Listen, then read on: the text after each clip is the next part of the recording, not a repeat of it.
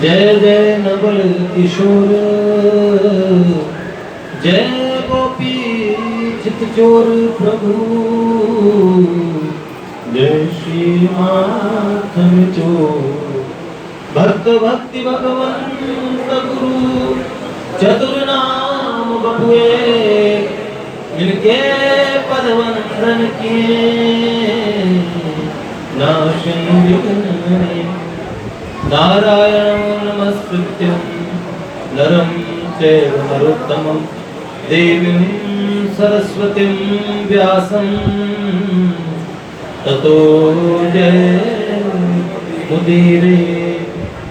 शिलाडली लाल की जय, भक्तवत्सल भगवान की जय, परम पूज्य बाबूजी बाबा की जय। जय जय श्री राधे, जय जय श्री राधे, जय जय श्री राधे। कैसे हैं आप सब लोग? ठाकुर जी के श्रृंगार करने के लिए श्रृंगारी पधार गए, जयपुर से आ गए। इसलिए मुझे भी निर्देश मिला कि 10 बजे तक सब समापन कर देना आरती से। मैंने कहा ठीक है। इसलिए बिना कोई औपचारिकता के नारायण प्रभु का स्वागत किए बिना मैं आगे बढ़ना चाहूंगा। देखो सत्संग कैसे सुना जाता है। पुराना हमारा एक बच्चा बता रहा था कि पुरानी रिकॉर्डिंग सुन के बड़ा मजा आता है। हर रिकॉर्डिंग में नारायण प्रभु जरूर होते हैं, मतलब नारायण प्रभु ऐसे। तो जब नारायण प्रभु के अपने पोते हुआ करेंगे तो वो कहा करेंगे हमारे दादा का नाम लिया जा रहा है। और सत्संग सुना करते वो झांक झांक के सुन रहे हैं। ये इसे कहते हैं कि लालसा सत्संग सुनने की। हाँ, समय नहीं मिलता। बहुत बड़े इनकी जागीरदारी से बीच में आते हैं। जय जय श्री राधे। और अच्छा लग रहा है, जीजा साले दोनों साथ में बैठे हैं। लोगों ने अपने पार्श्व भाग में इनको बिठा के और अद्भुत सम्मान लिया। शिलाडली लाल की। कैसे हैं आप सब लोग? ठीक है। देखिए हमारे भैया आए हैं इस्कॉन से, भैया का स्वागत करते हैं। जय जय श्री राधे। देखिए आइए थोड़ा आगे हो जाइए भैया। अपने मंदिर से हैं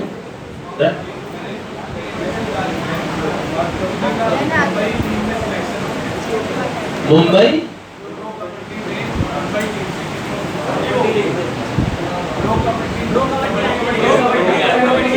अच्छा कबड्डी। अच्छा मुंबई टीम के कबड्डी के चैंपियन आए हैं। वाह वाह, बहुत बढ़िया। सिलेक्शन हुआ है? अरे सिलेक्शन तो चैंपियन भी हो जाएंगे। क्या बात है। चैंपियन वही तो बनते हैं जिनका सिलेक्शन होता है। अब अपने घर में तो हमारे तो भैया कबड्डी वाले भैया का और नरेश भैया के जितने साथी हैं सबका स्वागत करते हैं। जय जय श्री राधे। तुलसीदास जी महाराज का चरित्र चल रहा है। हम लोगों ने तुलसीदास जी के चरित्र में कई उतार चढ़ाव देखे। किस तरह बचपन बड़े दुख में निकला, भगवान की कृपा से राम बोला, नाम पड़ा, बचपन से ही राम नाम बोला। उसके बाद में भगवान शंकर माँ पार्वती ने जिस बालक को पाला पोसा, जिन्हें किसी ने पाला पोसा नहीं, समाज ने जिन्हें दुत्कार दिया, घर वालों ने जिन्हें दुत्कार दिया, ऐसे में माँ पार्वती और एक वृद्धा ब्राह्मणी के रूप में उनका पालन पोषण करती थी। कालांतर में गुरुदेव आए, गुरुदेव ने बड़ी कृपा की और एक दिन गुरुदेव का आश्रय भी छिन गया। तुलसीदास जी महाराज अपने पैतृक गांव राजापुर में पहुंच गए। राजापुर के अंदर में एक ब्राह्मण ने जमुना पार के गांव में, तारीपतो गांव था, वहां पे एक ब्राह्मण ने अपनी कन्या मां भवानी के आदेश पे और विवाह कर दिया तुलसीदास जी महाराज से। तुलसीदास जी महाराज का विवाह हुआ रत्नावली जी से। और कल हमने सुना उनके बीच में इतना प्रेम था, तो पति पत्नी के प्रेम की मिसाल कही जाए तो क्या बात, क्या खास बात है। भैया मुस्कुरा गए पहले, क्योंकि मैं आगे कुछ कहने वाला होता हूं उससे पहले के लोग समझ जाते हैं। भगवान श्री राम और जब वन में मां जानकी जी का हरण हो गया, तो कोई ऐसा पति नहीं होगा जो लैंप पोस्ट को पकड़ के पूछे मेरी पत्नी तुमने देखी है। पर ठाकुर जी तो सजीव निर्जीव सबसे पूछते थे किसी ने मेरी सीता को देखा हो तो। ऐसा अपार स्नेह श्री जानकी जी से श्री रघुनाथ जी का है। और रत्नावली जी के और तुलसीदास जी के बीच में इतना प्रेम था कि 5 वर्ष तक अपनी पत्नी को पीहरी नहीं जाने दिया। जमुना पार पास ही में था दूसरा गांव, नहीं जाने देते थे। और कहा जिस दिन तुम कुछ घंटों के लिए भी मुझे दिखोगे नहीं, उस दिन मेरे प्राण निकल जाएंगे। जैसे तैसे राम जी की कथा कहने के लिए रत्नावली जी भेजती थी, तो कुछ घंटों में वापस लौट आते थे। एक दिन किसी कार्य के लिए भेजा, पीछे से रत्नावली जी के भाई साहब आ गए। पूर्वी उत्तर प्रदेश की बात है ये। तो भाई साहब ने बहन से कहा, बहन माता और तुम्हारी सारी सखियां तुम्हें देखने के लिए तरस गई हैं, जीजा जी तुम्हें छोड़ते ही नहीं। तो वो ले गए। रत्नावली जी ने पड़ोसियों को बताया कि कल आ जाऊंगी, आज की रात्रि, और मैं वहां पे हूं, अपने मां के पास जा रही हूं। 5 वर्षों तक विवाह के बाद में जो बेटी गई ना, वो स्वाभाविक उसका प्रेम तो माता पिता सबका होता ही है। पीहर से प्रेम किस कन्या का नहीं होता। बहुत ज्यादा हो जाए तो बहुत अच्छी बात है, लेकिन ससुराल से न्यून प्रेम होना, वो कन्या हमेशा दुखी रहती है और बहुत भयानक दुख देती है। पुराने टाइम में ये सीख दे के भेजते थे, बिटिया अब यहाँ से डोली में जा रही हो और वहां से अर्थी न उठे तब तक वहीं रहना। अब तो कहते बिटिया क्या बात है, एक फोन करना, एक फोन पे, हाँ तुम्हारे ससुराल वालों की छाती पे चढ़ जाएंगे। ये बात सीख के तौर पे ये बात बहुत आवश्यक है। सिर्फ बहुओं को अगर ये बात समझाई जाए तो उन्हें लगेगा कि यार ये तो सासों का फेवर ले रहे हैं और हमारी सासों ने हमारी सांस रोक रखी है। लेकिन एक बात बताएं, जो बहू है वो कभी सास बनेगी, ये उनके फेवर की बात नहीं है। कोई कन्या आए आपके घर में, वो आपके परिवार की सारी चीजों के साथ में उसे जुड़ाव होने में टाइम लगता है, लेकिन तब तक परिवार के लोगों को भी ये समय देना चाहिए, देते ही नहीं। एक बहू अपनी सास से परेशान थी कि गुड़िया बात बात में झाई करती है, मर जाए तो अच्छा। अपने पिता के पास गए कि हर बात पे टोंट कसती है। तो पिता इतने पुराने बुजुर्ग हुआ करते थे, तो पिता समझ गए, वैद्य जी थे, तो उन्होंने कहा बेटी मैं ऐसी दवाई दे रहा हूं और जिसे धीरे धीरे गुड़िया खाएगी तो मर जाएगी, क्योंकि अगर एक बार में मर गई तो समझ लो तुम्हारे ऊपर नाम आ जाएगा। तो अब वो इसे स्लो पॉइजन के रूप में उसे देना, लेकिन जब तक किसी को शक न हो तब तक तुम उस बुढ़िया के साथ नाटक करना, बहुत प्रेम से रहना, नाटक में अच्छी अच्छी बातें बोलना। हर बात पे अगर वो बोले ना जो तुमको हो पसंद वही बात कहेंगे, तुम दिन को अगर रात कहो तो रात कहेंगे। उन्होंने बोला हाँ वैसे मुझे बुढ़िया से बड़ी नफरत है, लेकिन अगर वो मरेगी तो अच्छी बात है और मैं खूब नाटक कर लूंगी। अब नाटक में क्या करने लगी, सासू माँ की सेवा। सास कहती ये चीज खराब है, हाँ सासू माँ कोई बात नहीं मैं ठीक कर लूंगी। अच्छा, अब पैर दबाती है, चरण सेवा करती है, बहुत सेवाएं करती है। सासू माँ हर बात पे झिड़कने की आदत थी, लेकिन उन्हें लगा ये लड़की को क्या हो गया, आजकल उल्टा ही नहीं बोलती है। फिर जब वो पैर दबाती, वो खाती रहती। अब वो सासू माँ इतना वो चूरन खा के, अब सासू माँ तो हष्ट पुष्ट होने लगी। अब उसको ऐसा लगता है ये जहर धीमे धीमे असर कर रहा है, एक दिन मर जाएगी। अब वो सासू माँ उनसे अपनी बहू से बहुत प्यार करने लगी, और प्यार करते और इधर बहू भी सास से बहुत प्यार करने लगी।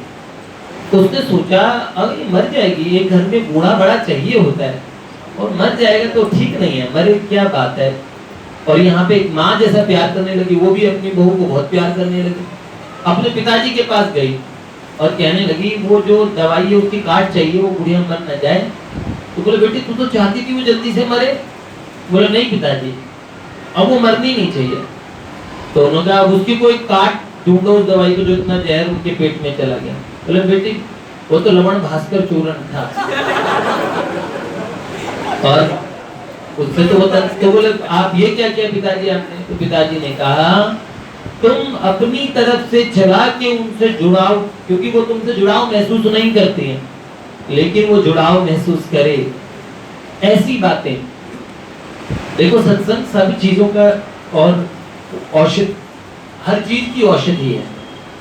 संबंध बिगड़ रहे हैं, तुलसीदास जी महाराज और उनकी पत्नी में बहुत प्रेम है, और वो संबंध के बिगड़ने के कारण नहीं गई, अपने स्वाभाविक स्नेह के कारण पीहर गई। तुलसीदास जी महाराज लौटे, पूरा ओहो इतना सूनापन उन्हें कुटिया में लगा। उन्होंने पूछा पड़ोसियों से, उन्होंने कहा वो तो पड़ोस के गांव में गई, कल आ जाएगी। कल? अरे वाह!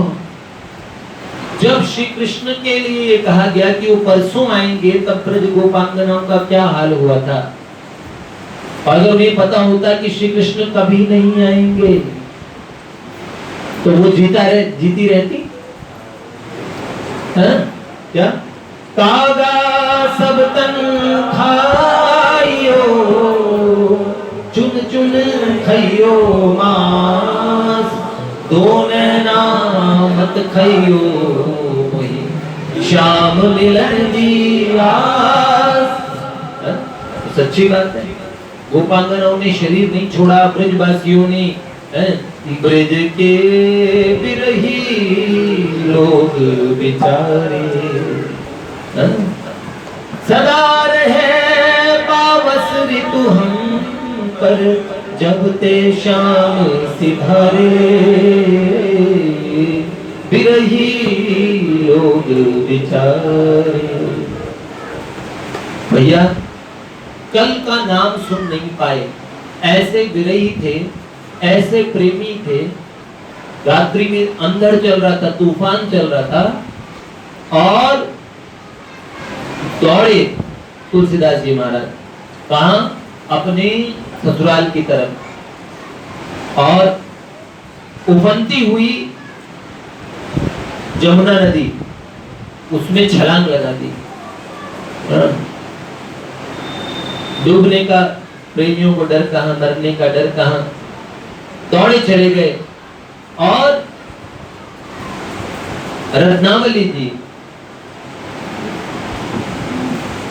के घर पे पीछे के रास्ते से उन्होंने एंट्री की,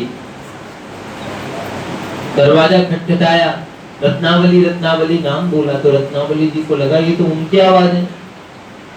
दौड़ के उन्होंने दरवाजा खोला और देखा तुलसीदास जी महाराज एकदम भीगे हुए हैं बारिश में, और जमुना जी में तो बड़ी बाढ़ आ रखी है, आप आए कैसे। बोले जमुना जी में से ऐसे ही छलांग लगा दी। जब ये बात देखी तो मुस्कुराई, ऐसा प्रेमी कौन। और भगवान की प्रेरणा से ये विवाह भी मां पार्वती की इच्छा से हुआ था, संसार का कोई हिस्सा देखना था उन्हें, लेकिन रत्नावली जी के मुंह से वो बात निकल गई है हाड़ मास की देह मम तामे सी प्रीत या से आधी राम में तो अवश्य मिटे भव भीति।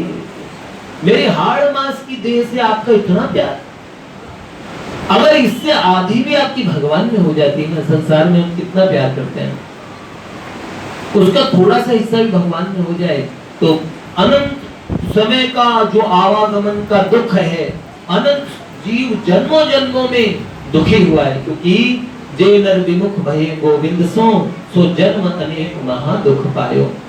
ऐसी स्थिति देखी। जब ये बात सुनी, देखो संसार में बहुत लोग बहुत बात सुनते हैं, पर वो जिन्होंने बचपन में ही राम जी का नाम बोला हो, उनके वास्तविक प्रियतम है क्या? यहाँ कोई नहीं अपना, ये बस एक रात का सपना, ये बस एक रात का सपना, सत्य है वही अमर प्रियतम, हरि शरणम हरि शरणम, न भूले हम प्रभु के हम, हरि शरणम हरि शरणम। तो भैया एक बात सुनी और आकाश में बिजली कड़की और एक बिजली कौंध गई तुलसीदास जी के हृदय में। उसी समय उल्टे पैर लौट गए। रत्नावली जी ने बहुत अनुनय विनय की, बहुत रोका, लेकिन तुलसीदास जी एकदम निस्तब्ध, एकदम निस्पृह,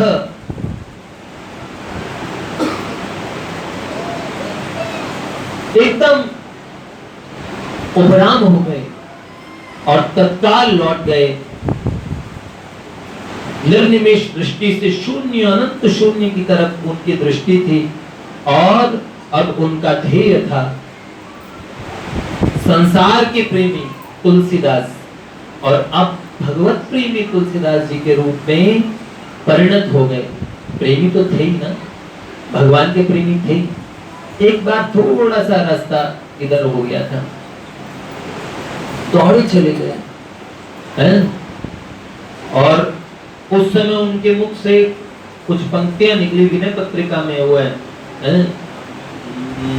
अब लोन सानी अब नन से हो, अब लोन सानी अब नन से हो, अब लोन सानी अब नन से हो, अब लोन सानी अब लोन से हो। आज तक नाश हुआ मेरा जीवन, लेकिन अब नाश नहीं होने दूंगा। जितना गया सो गया। करपात्री जी महाराज, पूज्य मलुपीठ वाले महाराज जी बता रहे थे कि करपात्री जी महाराज कहते थे अब लो गड़बड़ानी अब न गड़बड़े हो, अब लो गड़बड़ानी अब न गड़बड़े हो, राम कृपा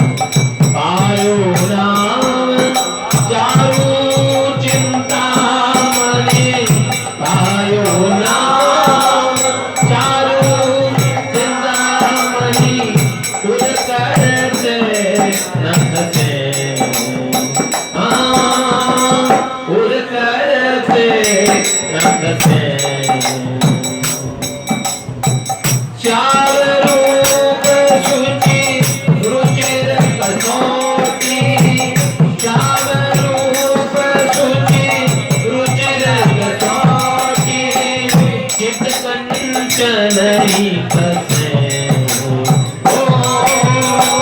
चित कंचन ही फंसे हो, अब लो न जानी अब न से हो, अब लो न जानी अब न से, पर बस जान हंस्यो इन इंद्र, पर बस जान हंस्यो इन इंद्र, निज बस है न से हो, निज बस है न से, मन मधुकर पन करी तुलसी, मन मधुकर पन करी तुलसी, रघुपति पद कमल बसे, रघुपति पद कमल बसे, अब लो न सानी अब न से, अब लो न सानी अब न से। और तुलसीदास जी महाराज लौट गए। देखो एक बात आपको कहें, सूफियों में एक शब्द कहा गया इश्क हबीबी, और एक होता है इश्क हकीकी, एक संसार का प्रेम, और ये इश्क हकीकी शामा का इस राह पे चल के देख जरा दुनिया का बनकर, देख लिया शामा का बनकर, देख जरा नाम में कितनी मस्ती है तू, नाम सुमिर के। संसार में कई ऐसे प्रेमी हुए, घनानंद जी का उदाहरण देखेंगे। सुजान नाम की एक प्रेमिका से प्रेम करते थे। सुंदर सुजान पर मंद मुस्कान पर बांसुरी की तान पर, वो ठाकुर जी को सुजान कहते थे। तुम कौन सी पार्टी पढ़े हो लला मन ले मुँह पे दे मुँह छटाक नहीं। तो जिन्होंने ठाकुर जी का नाम सुजान रख दिया बाद में, घनानंद जी। धनुर्दास जी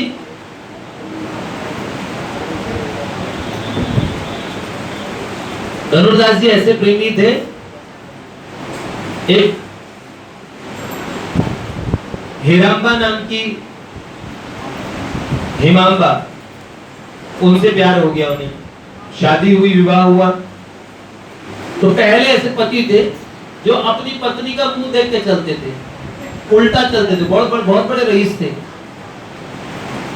और पत्नी को बड़ा अनकंफर्टेबल लगता था।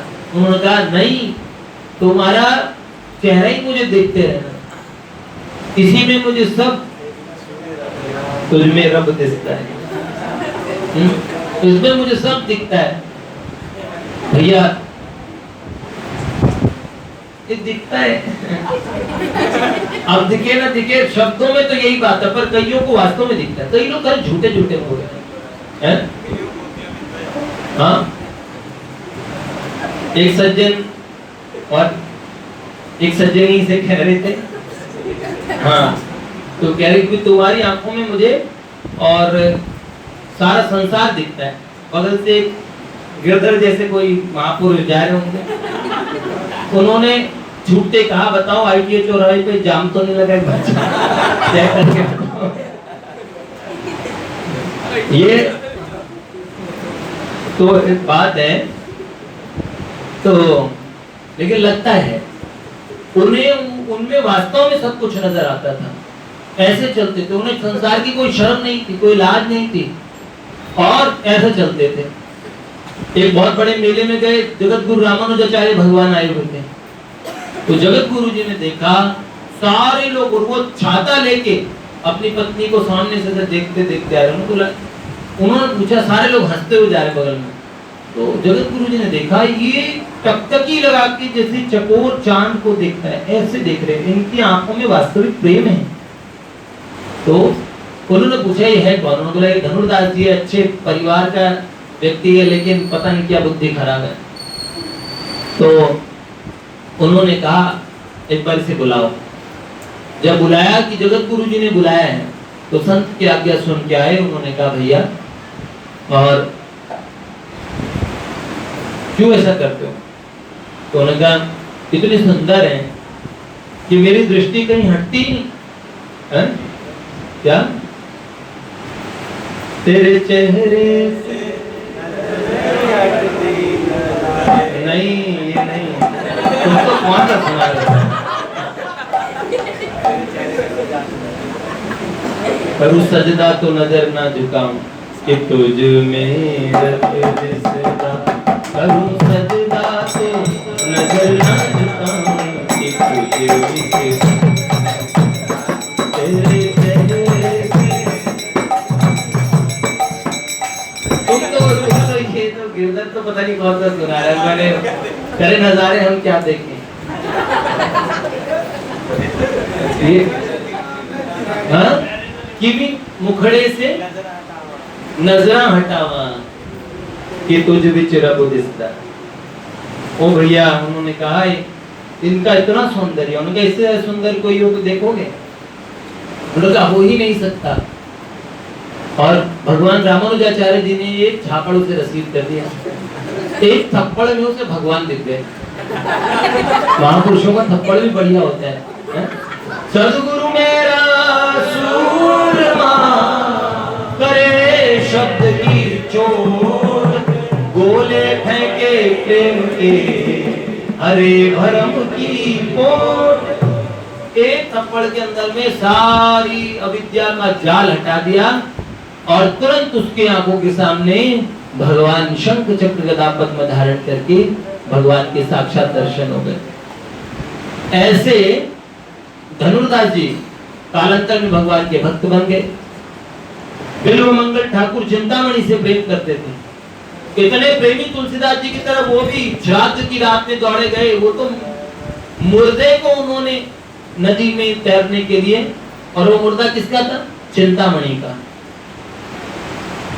चिंतामणि नहीं, उनकी पत्नी का, उनकी अपनी पत्नी का शादीशुदा थे, लेकिन इतने प्रेमी थे। अचानक इन प्रेमियों पे भगवान की दिव्य दृष्टि, तीक्ष्ण दृष्टि लगी रहती है। संसार में सारे यहाँ पे तो झूठ का कारोबार ज्यादा है। सब लोग शब्दों में कहते हैं, शब्दों के साथ खेलते हैं, बहुत बड़ी बड़ी रचनाएं करते हैं, लेकिन प्यार वास्तव में वस्तु क्या है? ना अपनी माता के प्रति स्नेह, ना अपनी पत्नी के प्रति, ना अपने बच्चों के प्रति, और ना अपने राष्ट्र के प्रति, ना अपने धर्म के प्रति। कुछ भी प्रेम कहते किसे हैं, उसके बारे में उसका प का भी ज्ञान नहीं है। खाली शब्दों के साथ बातें हो रही हो, बड़ी बड़ी बातें की जाती है, पर तुलसीदास जी ऐसा कोई प्रेमी हो उस पे भगवान की नजर रहती है। तुलसीदास जी महाराज चले, रत्नावली जी ने उसी समय अपने प्राण त्याग दिए। तो रत्नावली जी का अमर त्याग है। उन्होंने तुलसीदास जी को वो एक गुरु के समान बनी, जिन्होंने उनको उनके पथ की तरफ और उनकी दृष्टि करवाई। और तुलसीदास जी महाराज प्रयाग पहुंचे। प्रयाग में उन्होंने विरक्त वेश लिया। प्रयाग से आगे फिर अयोध्या में चौमासा किया, 4 महीने रहे, और उसके बाद जगन्नाथपुरी गए। जगन्नाथपुरी में भगवान जगन्नाथ के दर्शन करके और फिर आगे बढ़े, रामेश्वरम होते हुए बद्री विशाल गए। आगे तुलसीदास जी की हिमालय यात्रा के बारे में कल सुनेंगे। तब तक जय जय श्री राधे, श्री लाडली लाल की।